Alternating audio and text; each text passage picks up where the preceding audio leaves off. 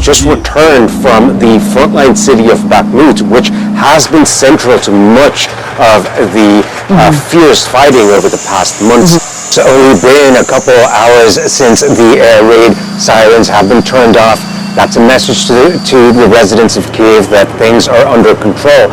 However, in the afternoon, shortly after lunchtime, dozens of explosions resounded through the city, rattling windows in central Kyiv and forcing people to run into shelters with their families, especially as many people were out on what is not as much as a cold day as it has been over the past couple of weeks.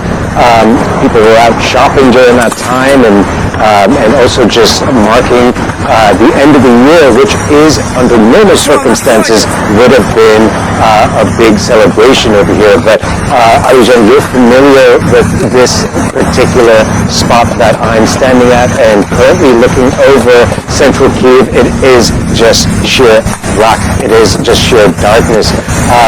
It does seem that a lot of people will be spending ringing in the new year in the cover of darkness with these continued attacks.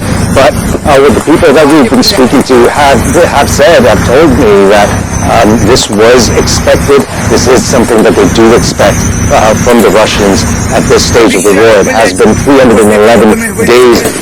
And it does seem that the Ukrainians are hell-bent on a counteroffensive in that eastern region. Of course, the fighting over there is not new. It has been going on for several weeks now in some towns, several months.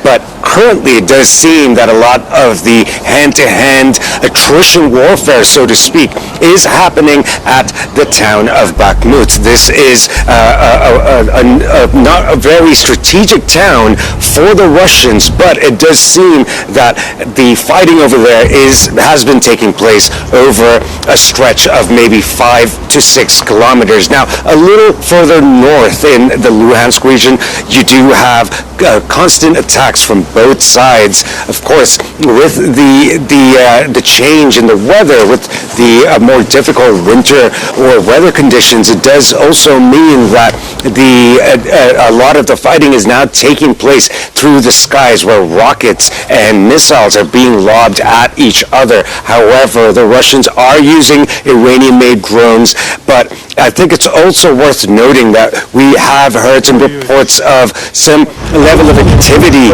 taking place at the Belarusian border, where the Belarusian president has asked his troops over there, as well as the buildup of troops in that area, to be battle ready. It is suggestive of a long-standing fear among many analysts, and of course many here in Kyiv, of perhaps a new operation from that northern border into Ukraine in the months ahead.